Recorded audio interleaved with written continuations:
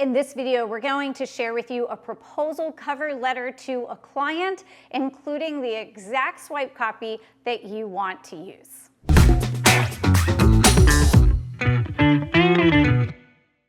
So let's talk about what a proposal cover letter should look like when you're emailing over a proposal to a new prospect. And congratulations, by the way, if you're at that point, because you did a lot to get to this point with a client. Before you hit send, though, on that email over to the client with that proposal attached, you want to make sure you have done some really important things. The first thing that you should have done by this point is share your full suite of core capabilities and offerings with the client. Clients can't buy from you what they haven't thought to ask for. They can't buy from you what you haven't told them that you offer. So the very first thing that you should be doing with a prospect before you're doing any kind of needs discovery is having an educational conversation with them so that they understand what it is that your firm does, what your expertise is in, what your service offerings are. That's going to build trust, that's going to build credibility, and that's one of the first things that we teach our Bold House Collective members how to do. It's amazing how much better your business feels when you're fluent in talking about your own business and it doesn't feel weird and it feels high integrity and great for the prospect as much as it feels for you. You should also, by this point, if you're ready to hit send on an email with a proposal over to a client, you should have clarified and verified the challenges, the problems that the organization is having, and the desired outcomes that they're looking for. Remember that your clients are busy. They are dealing with a million different things on their to-do list, and they're living in an echo chamber. A lot of times, the things that they're saying to you, they haven't really thought consciously about. They're just repeating what they heard someone else in the organization say, and then that person repeated it at the next meeting, and the next Zoom meeting, and the next Zoom meeting. So if you don't have a process for how you slow their roll, and really check in with them, if you take everything they say as gospel, you're gonna be in trouble, because the fact is that the fish can't see the water, even the sharpest knife can't carve its own handle. So you've gotta be that truth serum with the organization, and you need to make sure that what they're telling you really matches the reality on the ground. By this point, you've co-created the solution with the client. You didn't just go back to your office and throw words on a sheet of paper and hope that you guessed right on exactly what they need. Organizations today are more complex and interdependent than they have ever been.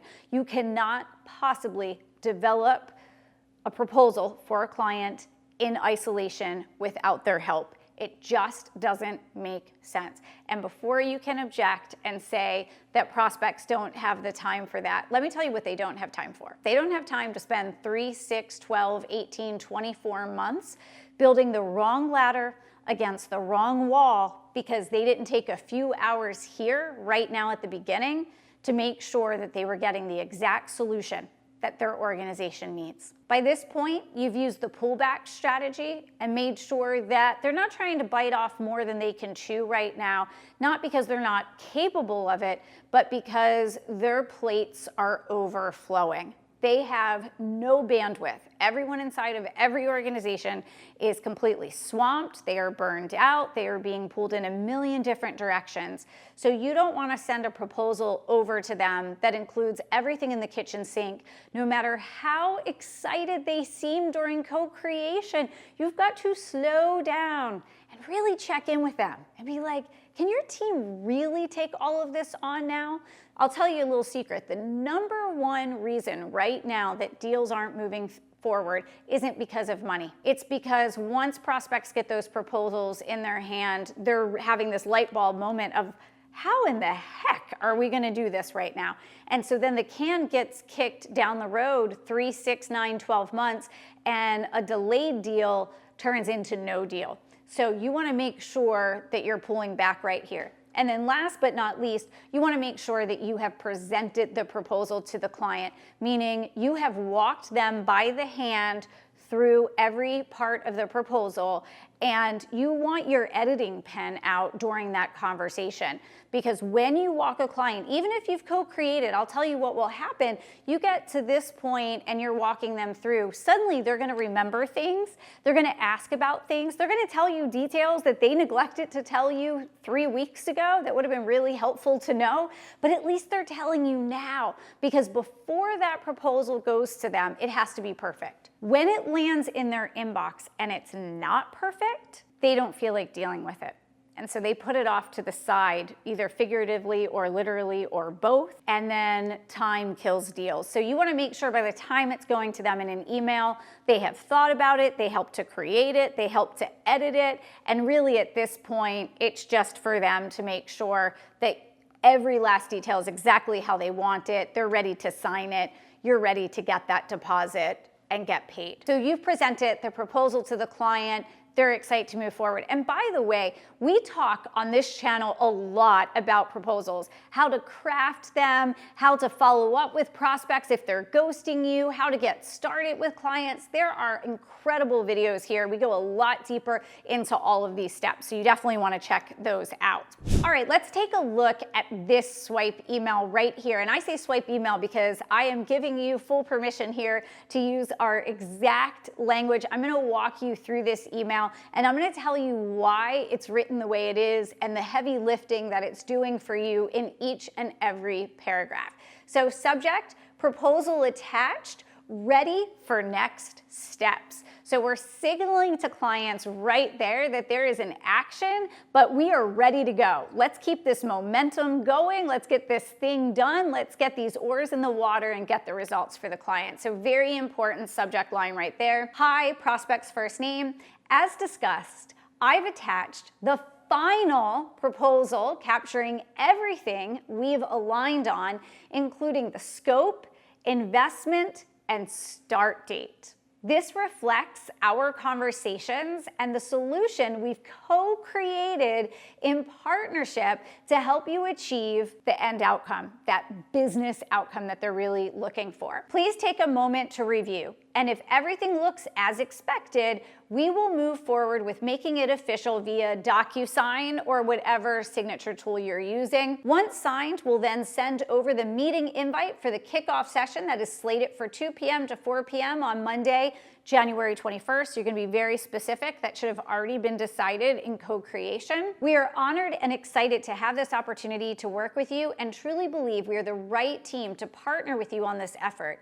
Should we move forward, you have our utmost commitment to achieving goals that have been laid out and making the journey a rewarding one.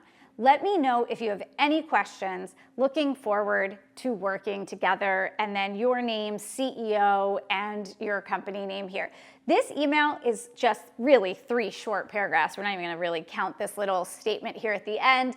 3 short paragraphs that do so many things. First of all, it's reminding them that they were 50% of the partner in creating this. So this isn't something that they have to come in reviewing with a beginner's mind. Let's go back and see if it's what we want. You're reminding them, at this point, we're just putting on paper everything that's been discussed.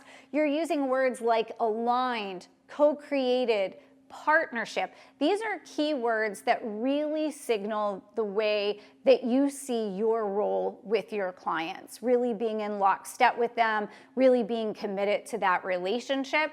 You're making it feel easy breezy, lemon squeezy right here. Please take a moment to review. So we're not asking them, they don't have to carve out 2 hours to look at this thing. After all, they basically were co-author of this book here, right? And you're laying out for them exactly what the next steps are. There's going to be an actual contract that comes over to them via DocuSign, and you're letting them know that once that is signed, then that kickoff meeting will actually be official on the calendar. We like those kickoff meetings to be 2 hours, 90 minutes to 2 hours. They're pretty substantial meetings. There's a lot of things that need to be covered in every new client engagement kickoff meeting. But here's my favorite paragraph, and this is the one that is true gold for your business. We are honored and excited to have this opportunity and truly believe we are the right team to partner with you on this effort. Should we move forward, you have our utmost commitment to achieving the goals that have been laid out. You would not believe how many coaches, consultants, professional service providers never tell the client how committed they are to working with them. It's as if they think they've said it because way down in a proposal somewhere it says we're excited to work with you or committed to working with you.